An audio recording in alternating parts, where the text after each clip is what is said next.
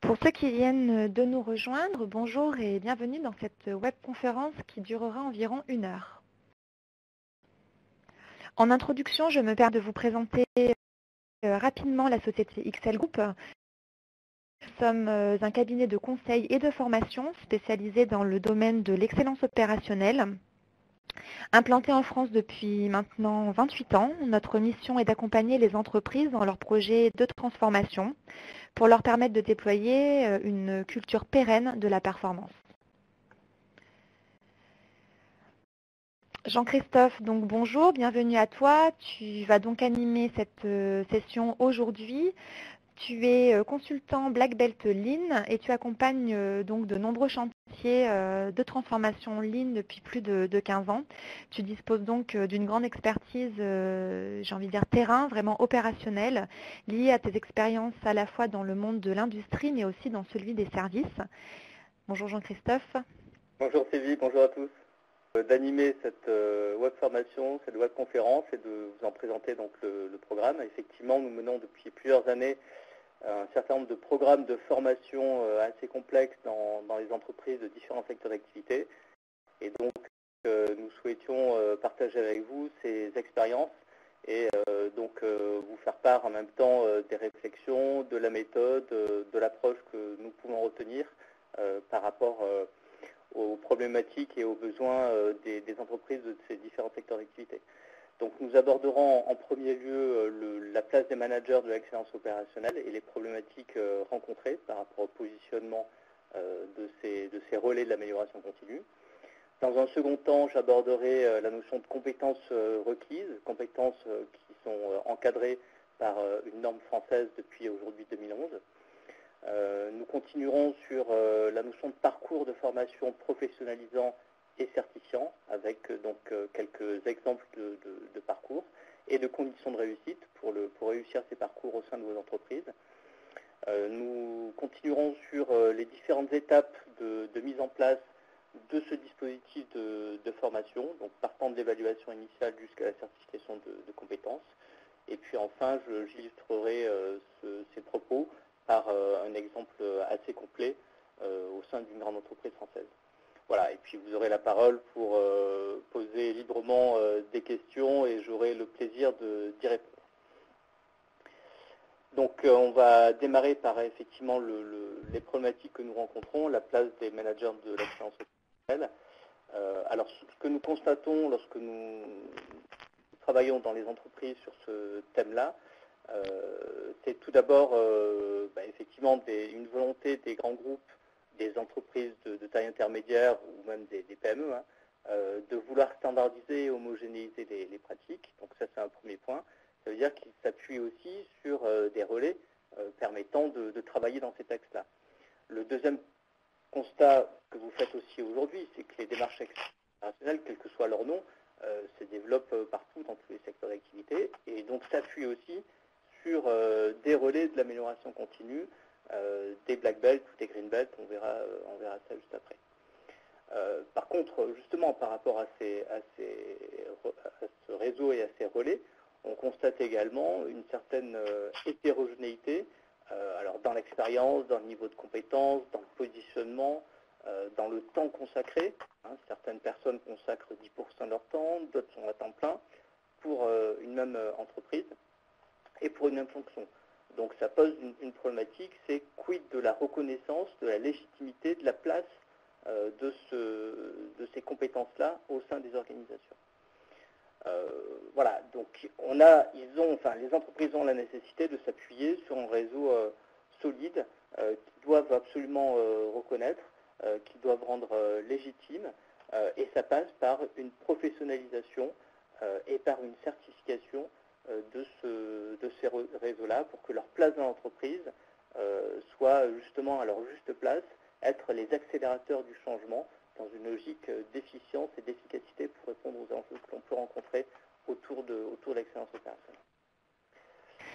Jean-Christophe, excuse-moi, je te coupe un instant. Peut-être que le son n'est pas très bon du fait que tu n'aies pas le combiné. Alors, je sais que tu as un téléphone fixe, mais est-ce qu'il te serait possible de prendre effectivement le combiné de ce téléphone? Est-ce que le son est meilleur comme ça? J'ai Non, rapproché. en fait, on t'entend un petit peu de Ah, donc loin, donc voilà, je vais... ça sera mieux. Voilà. Désolée pour cette contrainte. Non, non, pas de souci. Est-ce que c'est plus clair là maintenant? Tout à fait, c'est Voilà. parfait. Merci. Donc effectivement, par rapport à ces constats que l'on peut faire, un certain nombre de problématiques se dégagent. Hein. Donc on a en général comme contact les directeurs formation, les directeurs RH, les directeurs industriels, etc., qui vont exprimer un certain nombre de besoins. Donc ça peut être un besoin de former, de sensibiliser un ensemble de niveaux dans l'entreprise, alors toujours dans le thème de l'excellence opérationnelle, dans un contexte de mise en place de ce projet.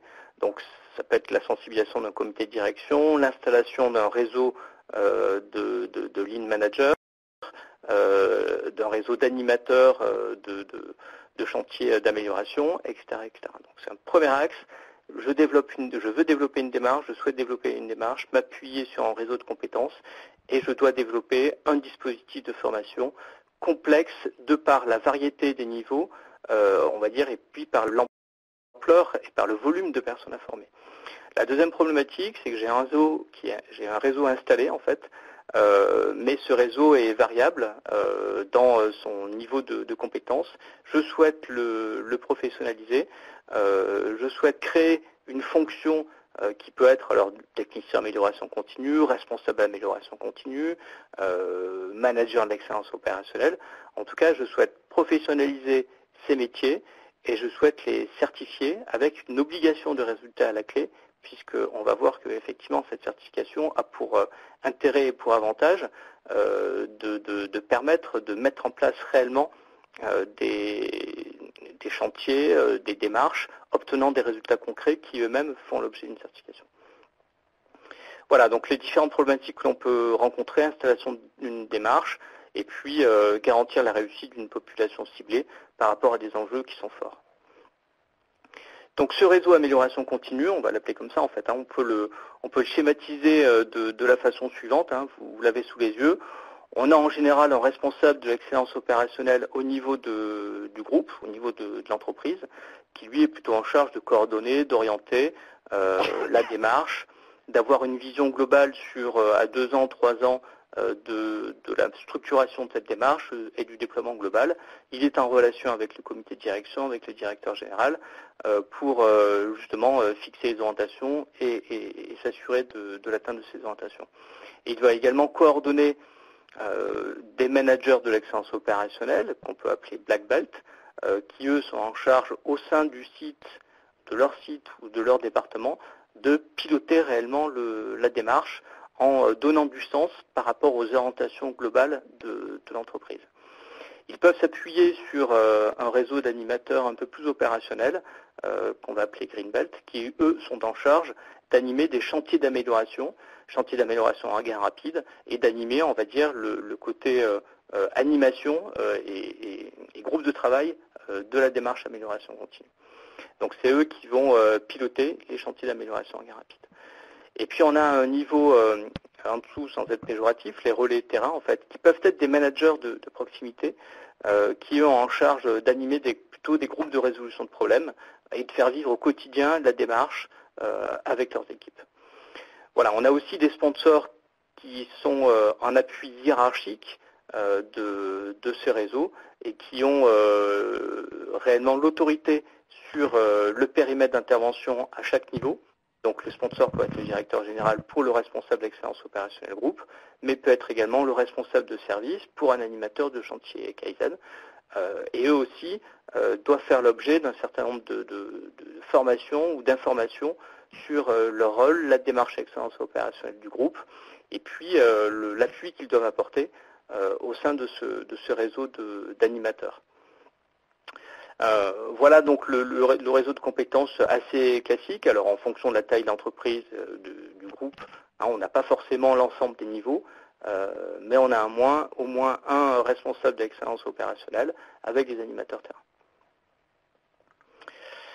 Voilà, donc la problématique étant posée, la question maintenant que l'on va aborder, c'est quelles compétences, pour quel métier, qu'est-ce qu'il est demandé en fait en termes de compétences requises pour être Black Belt, Green Belt, voire Yellow Belt pour les animateurs terrain.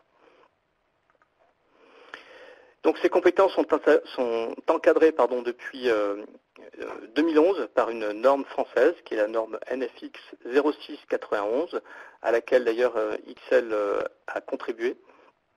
Et donc il va préciser un certain nombre de critères en termes de savoir, de savoir-faire et de savoir-être sur les niveaux Black Belt, Green Belt notamment, pour pouvoir bénéficier de cette reconnaissance et de cette professionnalisation de leur métier.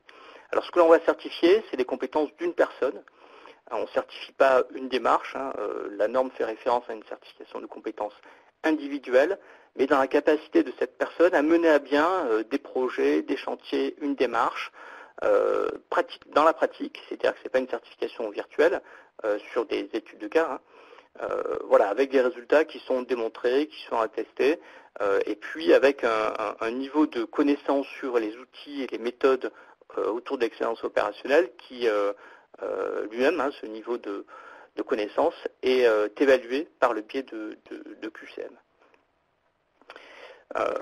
Voilà, donc on a cette logique de certification individuelle de compétences avec aujourd'hui de véritables attentes alors au sein des entreprises et au niveau individuel des participants. Ce qu'on constate également, c'est qu'il y a de plus en plus la notion d'université de formation interne, d'école interne de formation qui est créée dans les grandes entreprises, qui vont porter ces problématiques de professionnalisation et de certification de compétences. Alors pas uniquement pour les métiers de l'excellence opérationnelle, mais pour d'autres métiers dans l'entreprise.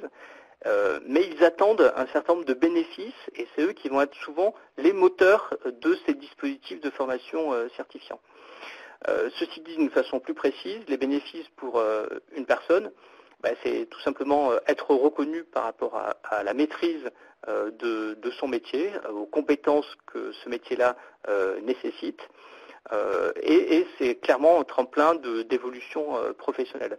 Aujourd'hui, les compétences que l'on a accompagnées, formées et certifiées dans les entreprises évoluent vite et bien à des postes, alors qui ne sont pas forcément des postes Black Belt, mais à des postes de direction, et puis peuvent garder effectivement dans leur casquette en fait une compétence particulière en excellence opérationnelle pour encadrer et piloter des démarches globales.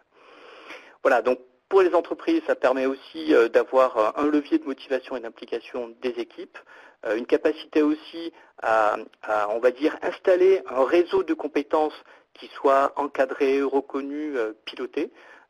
Et donc effectivement, on a réellement cette logique-là d'optimisation de ces compétences. Alors je vous rappelle que les compétences étant le 8e gaspillage dans le Lean, ça permet aussi de réduire ce gaspillage en impliquant et en reconnaissant les compétences de ces personnes dans les entreprises.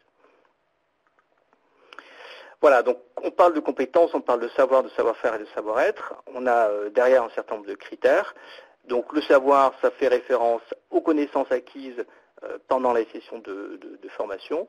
On verra par ailleurs les éléments pédagogiques liés à ces sessions de formation.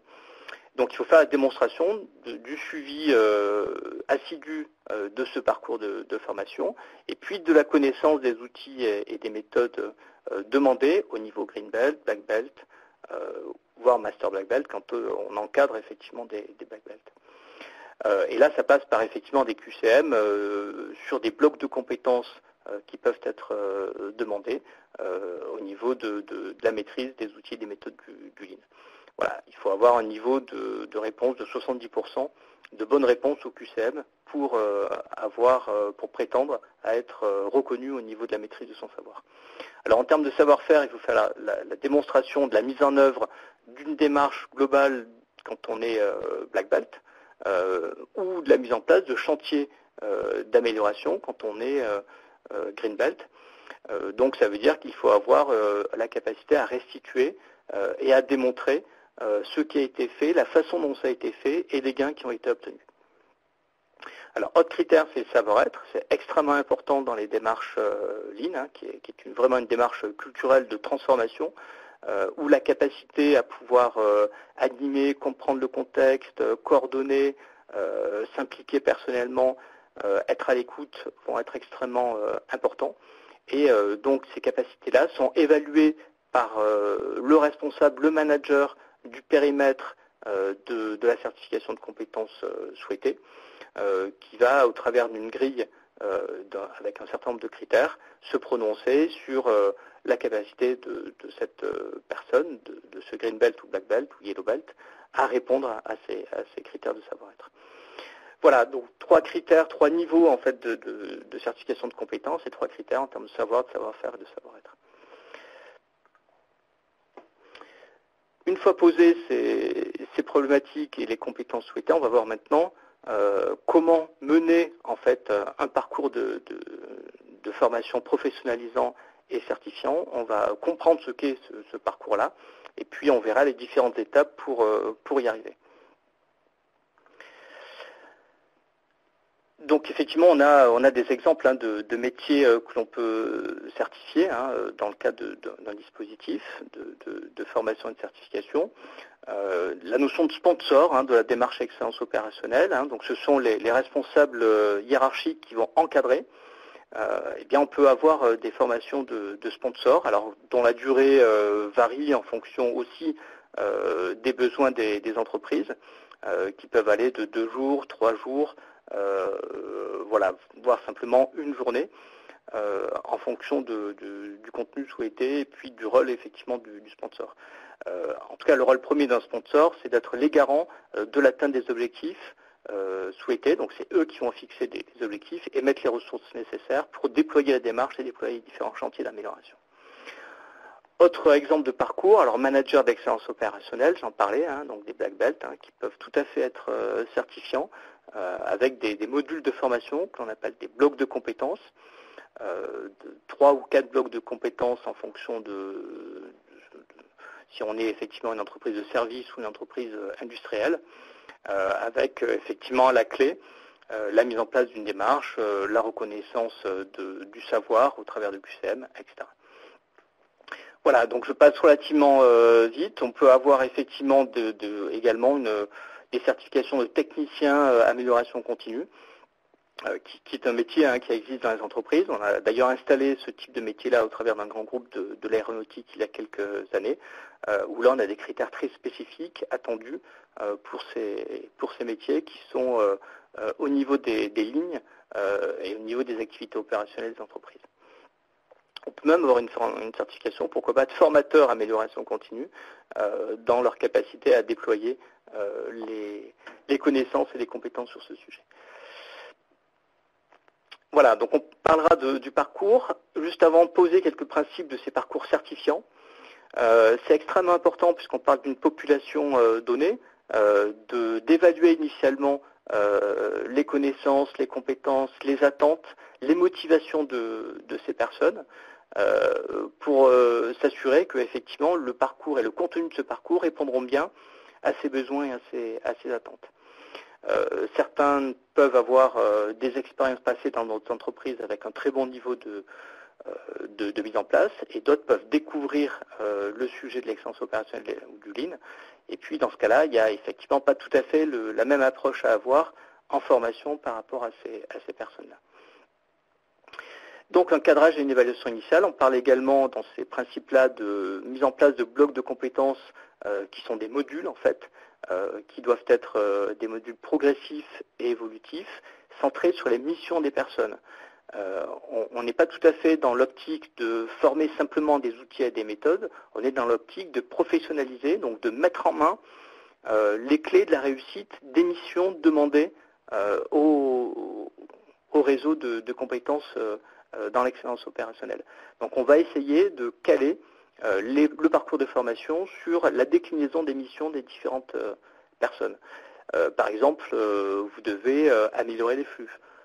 Donc on a effectivement un certain nombre de missions là-dessus et des outils et méthodes permettant d'améliorer les flux. Vous devez travailler sur la standardisation des opérations. Donc on a des outils et méthodes permettant de standardiser, etc. etc. Voilà, donc quelques exemples de parcours certifiants de formation. On va rentrer un peu plus dans le détail sur le contenu de ces parcours. Alors, avec des conditions de réussite, donc comme on parle de projets, de grands projets de formation, en fait, c'est clair que ce projet de formation est un levier de réussite de la démarche excellence opérationnelle. Si cette démarche Lean ou excellence opérationnelle n'est pas bien comprise, n'est pas déployée, n'est pas claire dans ses orientations et dans ses enjeux, la formation aura du mal à apporter tous ces bénéfices. Donc une première condition de réussite, c'est d'avoir une démarche qui soit claire, comprise, avec des enjeux, qui soit communiquée en interne et sur lequel on a une vraie mobilisation des équipes par rapport aux enjeux d'entreprise. La deuxième condition de réussite, ce sont des managers qui jouent leur rôle. Les personnes qui vont venir en formation vont devoir déployer des actions, mener à bien des chantiers. Et donc la clé de la réussite, c'est que les managers sur le terrain leur donnent le temps nécessaire, jouent leur rôle de sponsor opérationnel ou stratégique pour les encadrer et piloter leurs actions. Donc il faut que les participants soient eux-mêmes informés en tout cas de ce cursus et de ce parcours de formation et soient motivés. Donc c'est des éléments qu'on va évaluer au préalable, leur niveau d'implication et de mobilisation, pour pas qu'on ait, on va dire, de perte en ligne et des personnes qui quittent en fait la formation pendant son déroulement.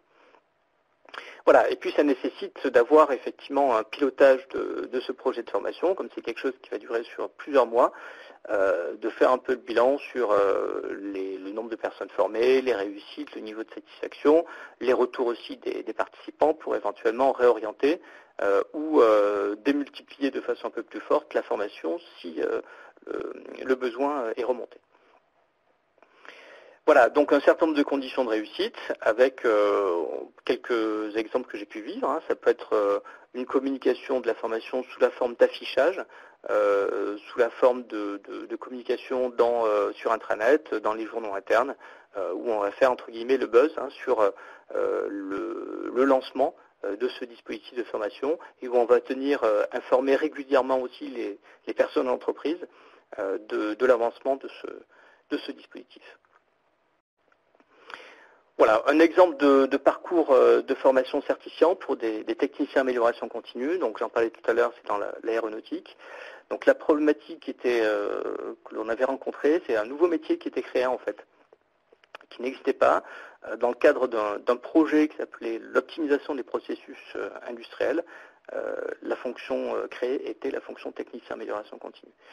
Donc 30 personnes cibles avaient été identifiées. On a procédé par 2 vagues de formation, une première vague de 15 personnes et une deuxième vague donc des 15 personnes restantes, sur un parcours avec 4 modules de formation qui sont schématisés juste après.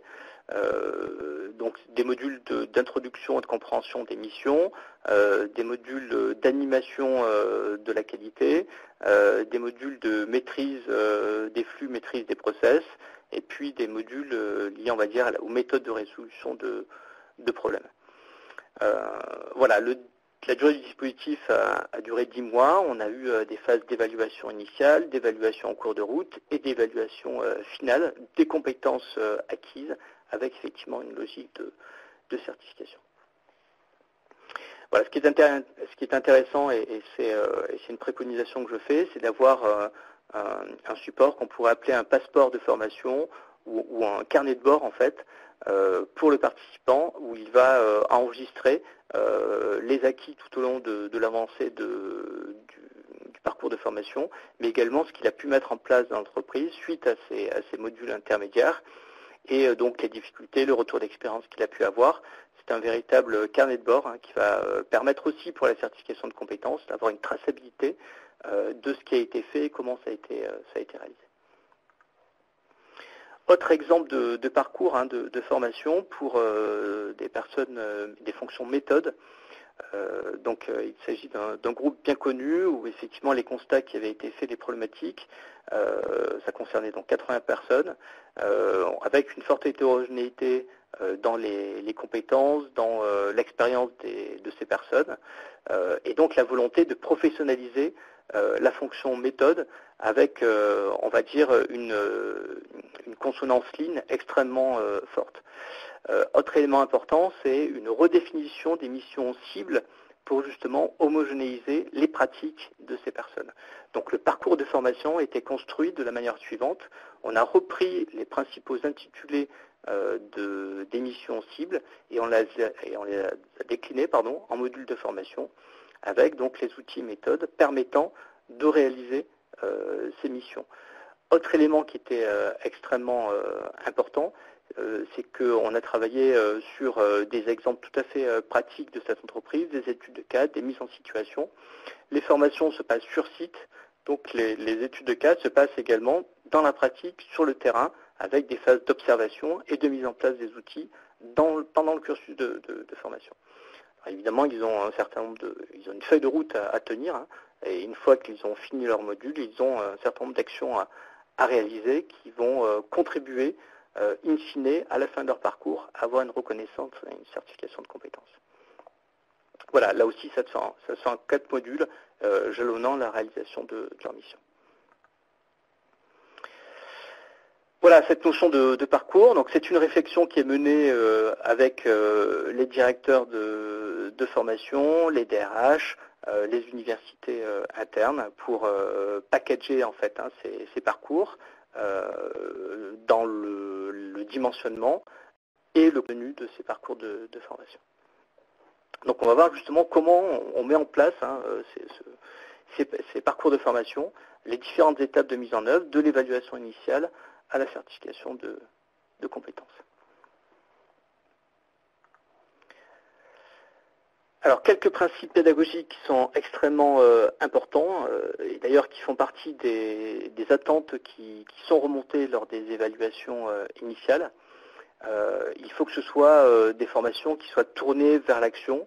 Les outils sont intéressants, l'apprentissage, la connaissance est intéressante, mais la mise en pratique pendant la formation est extrêmement demandée.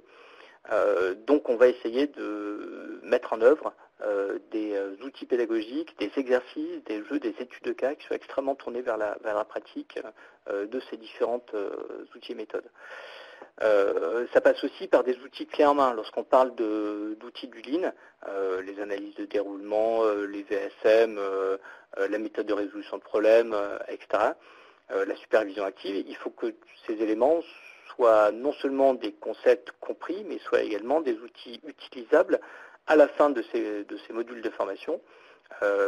Et donc, clairement, que ce soit des choses qui soient auto-portants et qu'on puisse les décliner tels que à la sortie de la formation. Donc, des outils clairement. Clairement aussi, un des éléments importants dans les principes pédagogiques, c'est d'avoir c'est que les participants soient actifs et présentent les résultats et les actions qu'ils ont pu mettre en œuvre en intercession et qu'on soit dans une réelle dynamique d'apprentissage et que d'un module à l'autre, on voit la progression et que les participants présentent les résultats qu'ils ont obtenus et les chantiers et les actions qu'ils ont pu mettre en place. On a cette logique réellement de promotion qui se crée quand on est sur plusieurs groupes de formation. D'ailleurs, on va nommer ces promotions.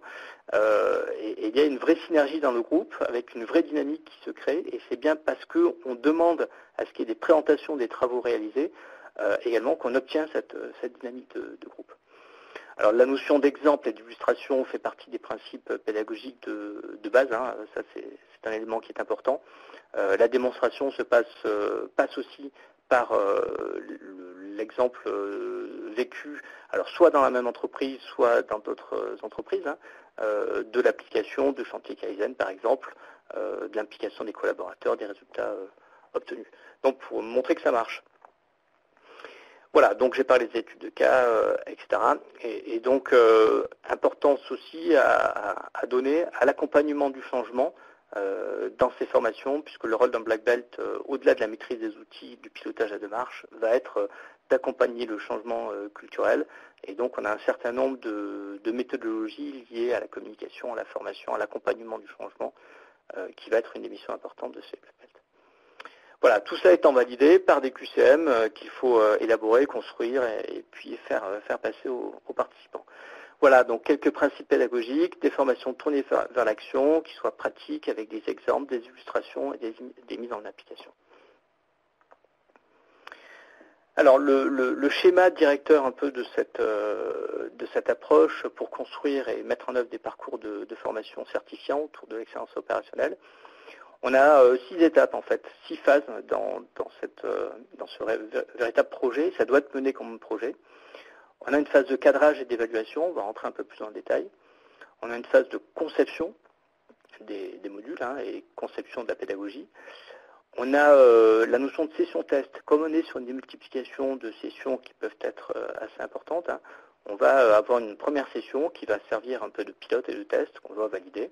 Ensuite, on a une phase de déploiement de ces sessions de formation, et puis une certification de compétences, une validation des acquis, une certification de compétences, avec la dernière phase qui est transverse, qui est le pilotage du dispositif et des retours d'information avec des indicateurs clés pour s'assurer qu'on est bien dans les objectifs attendus et dans les orientations recherchées. Voilà, donc je vous propose de rentrer un peu plus dans le contenu de ces différentes phases pour les illustrer avec aussi là, des exemples concrets. Donc la première phase de cadrage qui sur un laps de temps va durer à peu près un mois, donc va permettre effectivement d'avoir des entretiens individuels, alors pas forcément avec l'ensemble des participants, puisque si on est sur 80 personnes, on ne va pas rencontrer 80 personnes, mais rencontrer une quinzaine de participants potentiels pour comprendre leurs attentes, évaluer les compétences actuelles, les difficultés qu'ils rencontrent, le temps passé, et les missions réelles qu'ils occupent aujourd'hui. Donc ça permet de s'approprier réellement le contexte et les problématiques des participants. Donc on va également se baser sur une analyse de leur mission. Est-ce que les missions sont claires, sont clairement comprises, sont clairement définies pour tous? Si ce n'est pas le cas, on a un travail à faire avec les ressources humaines sur la clarification des missions. On ne peut pas s'inscrire dans ce type de projet de formation, certifiant et professionnalisant, sans que l'on ait au préalable une clarification et une formalisation des missions partagées par tous et reconnues par la ligne managériale de l'entreprise. C'est une des conditions de réussite préalables. Donc c'est pour ça qu'on passe effectivement dans cette phase-là un mois à travailler sur ces éléments. Donc on va construire effectivement ce parcours dans cette phase de cadrage et puis travailler sur un plan d'ingénierie. Quelles sont les études de cas à construire? Est-ce qu'on travaille sur de la matière interne à l'entreprise ou pas, etc. Voilà, puis on travaille sur un dispositif de communication pour transmettre en interne la formation et tenir au courant les personnes qu'il va y avoir le lancement de ce type de parcours. Voilà, donc première phase de cadrage, deuxième phase de conception. Donc là, on rentre un peu plus dans le dur, où on va rentrer dans la conception des modules, des blocs de compétences. On peut faire des interviews filmées aussi de chantier Kaizen ou exploiter les exemples qui existent dans l'entreprise. On va faire la création de jeux, d'études de cas qui soient très adaptés, très culturels, donc qui parlent aux participants. Et puis on va travailler effectivement sur un kit de communication, campagne d'affichage, site intranet, etc., pour lancer réellement cette démarche en expliquant et en communiquant le parcours de formation. Voilà, donc sur cette phase de conception, donc les livrables, ce sont des modules, ce sont des études de cas, c'est de la pédagogie, c'est un parcours de formation qui soit validé. Et puis, troisième phase, on va lancer la première session test, en fait, qui va nous servir de validation du dispositif de formation. Ça permet aussi de qualifier les intervenants internes s'il y en a, ou les intervenants externes s'il y en a également, qui auront un rôle important dans la phase de déploiement. Donc de prendre en compte ce premier retour d'expérience pour éventuellement actualiser les modules là où c'est nécessaire, et puis lancer officiellement le déploiement de la généralisation de ces parcours. Donc voilà un peu cette phase de validation, alors qui est relativement courte, puisque c'est la durée d'une session, voire d'un premier module, de 3 jours par exemple, et on peut avoir une validation au fil de l'eau sur une session donnée des différents modules, et en parallèle on démarre les autres sessions. On a donc la phase après la validation, la phase de déploiement des formations. Donc là, en fait, si on a une dizaine de black belt avec 40, 50 green belt, par exemple, ça peut durer sur plusieurs mois, sur un an. Hein. Donc c'est fait de façon échelonnée. C'est fait aussi de façon à permettre d'absorber la charge. Donc on peut passer par une vague de formation des black belts, hein, des managers de l'excellence opérationnelle dans un premier temps. Je vous donnerai des exemples tout à l'heure. Et ensuite, former les green belts dans un deuxième temps pour que la charge ne soit pas trop importante au niveau de l'entreprise. Voilà, donc les formations se passent, on a des évaluations intermédiaires hein, par le biais de QCM, on a évidemment des enquêtes de satisfaction qui se passent sur les différents modules, voilà, permettant d'avoir aussi un retour. Et puis ce qui va être important, c'est de coacher les participants, c'est-à-dire de s'assurer simplement que ce qui est décidé en fin de module par rapport au travail à réaliser en intersession soit réellement fait. Alors le terme de coaching est un peu fort, c'est un suivi des participants pour s'assurer de la mise en œuvre des actions décidées lors du module précédent, puisqu'ils auront à faire des restitutions au module suivant. Donc c'est un élément qui est relativement important dans le déploiement de ce dispositif de formation, d'avoir cette assistance pédagogique auprès des participants. Voilà, donc on imagine qu'on est sur 3 sessions de formation de Green Belt, regroupant une trentaine de personnes. Donc la première session se termine, les participants ont mis en place tout ou partie des actions qui leur étaient demandées. Et puis on peut projeter 2 mois à peu près à la fin de la première session, une première session de certification de compétences, où là effectivement on va présenter, les participants vont présenter leurs résultats, on va faire un peu le bilan de ce qui s'est passé, et puis ils vont soutenir quelque part hein, les chantiers qui ont été mis en œuvre et avoir un retour d'expérience de leur démarche. Et c'est au vu du suivi de la formation, des résultats des QCM et des chantiers qui ont été menés que l'on va attribuer cette certification de compétences. Quand on en arrive là, ça pose aucun souci, on a 100% de réussite. C'est comme les gagnants de loto, 100% des gagnants ont joué effectivement au loto.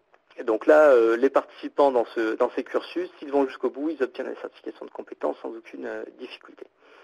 Donc on a par ailleurs des nouveaux arrivants qui peuvent intégrer ces parcours de formation, et puis on peut avoir des green belt ou des black belt selon le type de parcours, hein, qui peuvent évoluer dans leur fonction et qui doivent être remplacés. Donc on est là dans une logique également de dynamique et de renouvellement quasiment chaque année d'une nouvelle session, si jamais il y a du turnover ou des mobilités internes. Donc en général sur les postes de black belt, on est sur 2 ans, 3 ans, hein, sur une durée de 3 ans, c'est moi ce que je peux constater dans les entreprises en fait. Hein. Et donc on a un renouvellement après de ce type de compétences tous les 2 ans, 3 ans. Voilà donc pour la dernière étape, la certification de compétences de ces métiers. Alors, la phase qui est un peu transverse, c'est sur le pilotage du projet, donc qui démarre dès le déploiement des formations en fait. Hein. On a plutôt intérêt à constituer un comité de pilotage. Alors c'est un bien grand mot, mais c'est le regroupement de 2-3 personnes clés, le responsable RH, le directeur amélioration continue ou excellence opérationnelle, et puis 1 ou 2 participants clés, avec peut-être quelqu'un des finances. L'idée, c'est de suivre l'avancement, les budgets, le niveau d'implication, les réussites, de capitaliser aussi progressivement ce qui se passe en formation pour s'assurer qu'on maîtrise hein, réellement ce projet de formation complexe. Et puis, effectivement, on va, avec ce comité de pilotage, faire des bilans intermédiaires et le bilan final avec une reconnaissance un peu festive hein, de ces certifications de compétences. Alors ça se passe souvent, quand on a des universités internes, ça se passe dans le cadre de ces universités internes.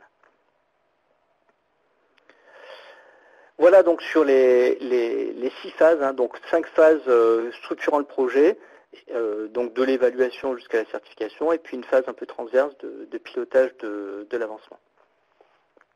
Alors, je vous propose un exemple en fait concret qui a été mis en place récemment, enfin récemment dans les deux dernières années, au sein d'une grande entreprise française, où on a travaillé dès le départ en fait à l'installation de cette démarche d'excellence opérationnelle. Et donc une fois que les phases de sensibilisation du comité de direction, de compréhension des enjeux, d'implication en fait du CODIR avec le cadrage de la démarche, il a fallu se poser des questions. Qui allait être, qu'est-ce qu'on allait avoir comme réseau, amélioration continue, quels vont être les black belts dans l'entreprise.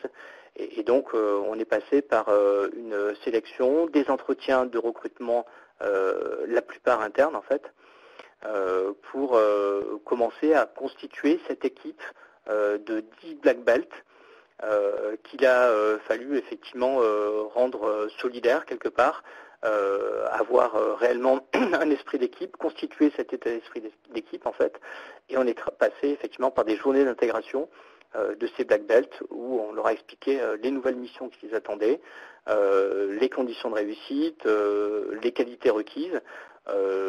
Et donc on a eu 100% aussi de personnes qui sont restées, ceux qui étaient pressentis et qui sont restés, qui ont suivi un parcours de formation black belt en 3 sessions de 3 jours. On est dans des activités de service. La particularité, c'est qu'on a effectivement tout au long de ce parcours de formation de black belt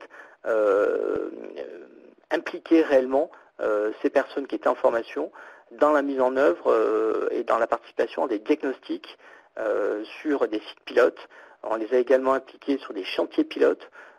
Donc au fur et à mesure qu'ils suivaient la formation, ils avaient la possibilité de mettre en œuvre, au travers de la démarche qui était prévue, les outils, les méthodes qui étaient vues en formation.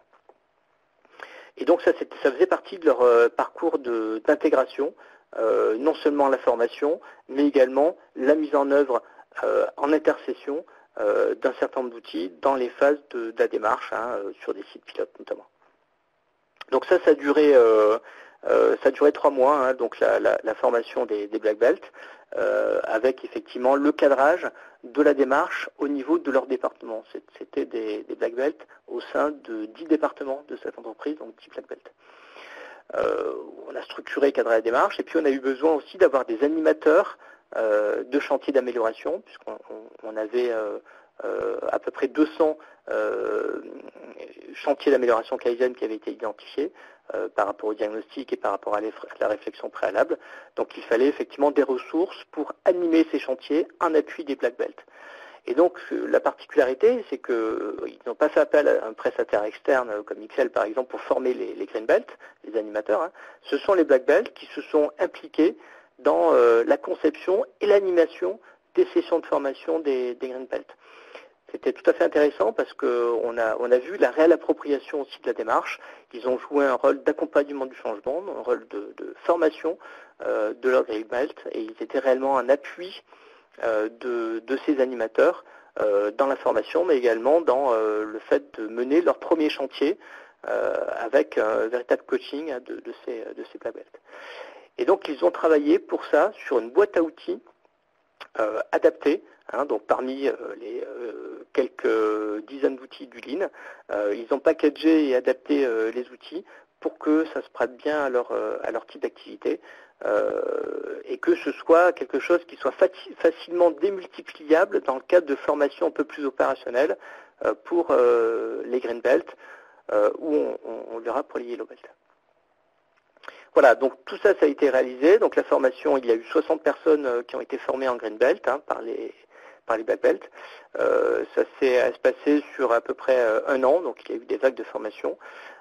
Donc là, ça s'est passé en 2015, et puis maintenant, donc on arrive à une période où on va rentrer dans une certification de compétences, puisque les chantiers ont été menés pour la plupart, et donc on a réellement de la matière pour certifier les black belts dans leur pilotage à la démarche et les green belts dans l'animation des chantiers opérationnels.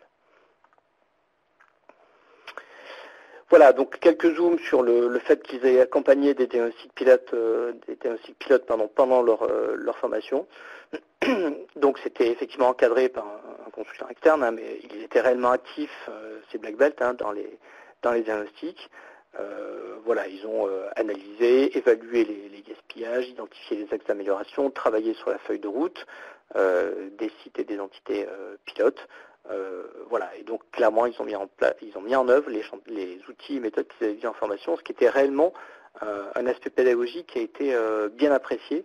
Le passage rapide à l'action, une fois que la formation a été menée, et ils ont effectivement participé également à des chantiers pilotes, à des chantiers Kaizen pilotes en fait, en co-animateur, voire pour certains en animateur, coachés par des consultants externes. Donc c'était très riche et c'est une modalité intéressante, hein, le passage à l'action rapide après la formation. Tout ça s'intégrant dans un parcours d'intégration. Donc sur la boîte à outils, des outils du Lean, hein, packagés, donc il y a 3 thèmes dans cette boîte à outils. La démarche d'excellence opérationnelle de cette entreprise s'appelle TOP, pour transformation et optimisation de processus. Donc il y a une boîte à outils autour du Lean Attitude ou de Top Attitude. Donc c'est pour tout le monde, hein, en fait, hein, c'est la connaissance et l'intégration des principes du Lean, les fondamentaux. Au quotidien, le Lean, c'est quoi en fait? Quelle est ma place dans cette démarche d'excellence opérationnelle de l'entreprise? Donc, une première axe de la boîte à outils qui est l'attitude. Deuxième axe, c'est le fait de mener les chantiers. Donc, c'est ce qu'on a appelé Top Initiative. Et donc, c'est structuré sur les étapes du DMAIC, définir, mesurer, analyser, innover, contrôler. Donc, ce sont les 5 phases permettant de structurer un chantier d'amélioration en gain rapide. Et donc, on a des outils, hein, une boîte à outils permettant de mener à bien ces chantiers sur ces 5 phases. La troisième axe de la boîte à outils, c'est ce qu'on appelait le top pilotage. Ce sont des outils du Lean liés à la planification des chantiers, au suivi des initiatives, au calcul des gains et des résultats obtenus, et puis à la gouvernance globale de la démarche au sein du département. Donc c'est plutôt pour les sponsors en fait de la démarche, mais également pour les champions. Alors dans cette entreprise-là, les Black Belts s'appellent les champions et les leaders sont les Green Belts. Voilà donc un exemple sur cette entreprise, hein, de parcours de formation certifiant. Donc maintenant on en est à former les managers en fait, hein. Donc il y a 300 managers clés qui ont été identifiés.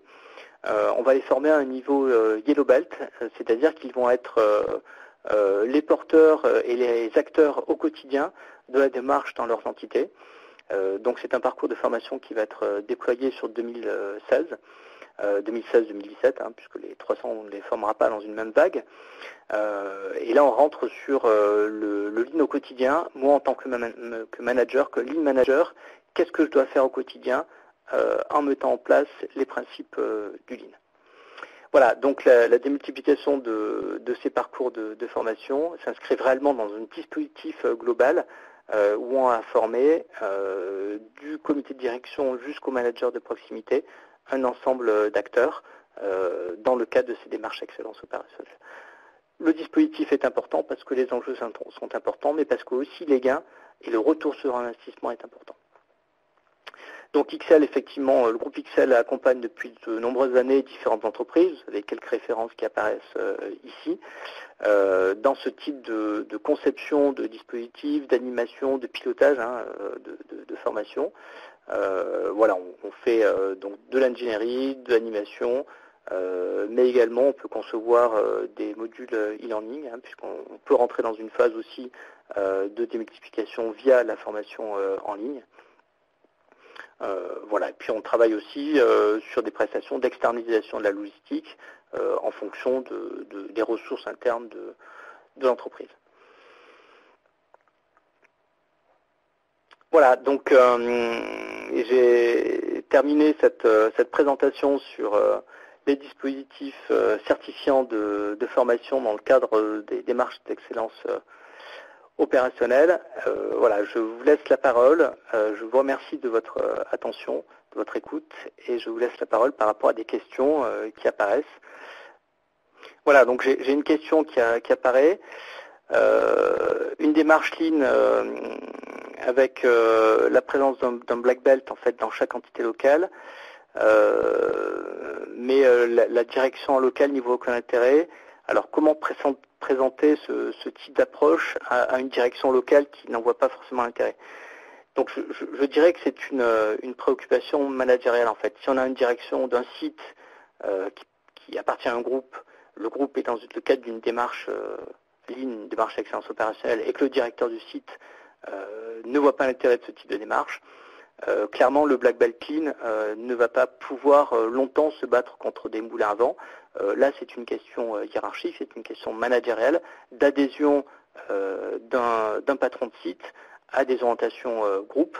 Donc il faut que ce soit dans le cadre de l'animation hiérarchique et que les responsables régionaux, les directeurs de régionaux ou les directeurs industriels fassent bien passer le message, expliquent bien l'intérêt aux directeurs de site et les enjeux à ces patrons de site qui peuvent être un peu réfractaires, de s'inscrire dans ce type d'approche.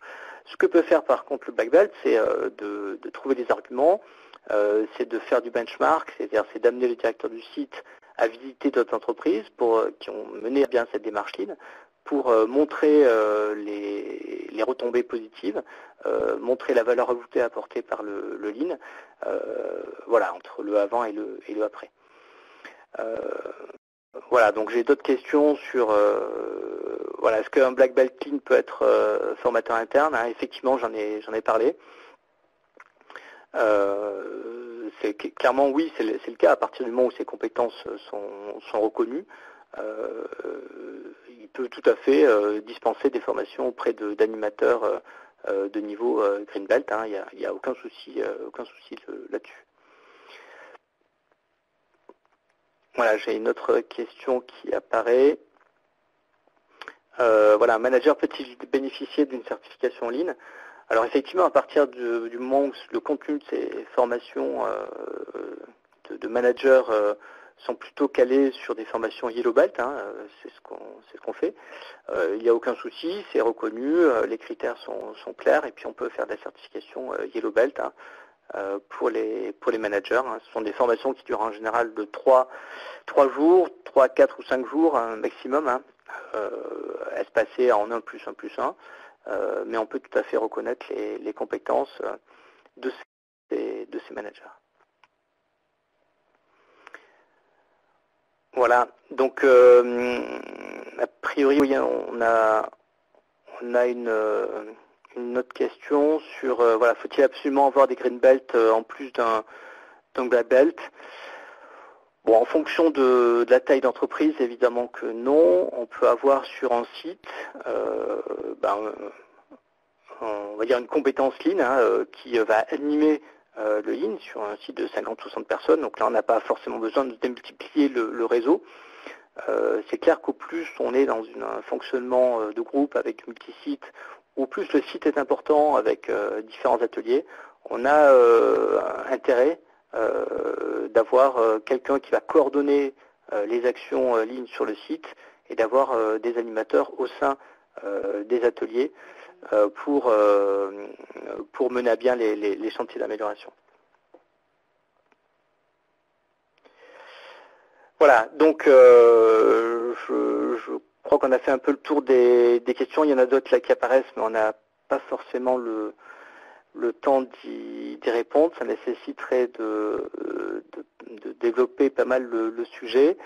Voilà, je tenais à vous remercier pour votre écoute, pour la qualité des questions aussi qui ont été posées. Vous avez été nombreux aujourd'hui à participer à cette web conférence. Donc les prochains rendez-vous pour ce type de session, donc je vous donne rendez-vous le 8 avril pour une session de formation flash aux outils du Lean.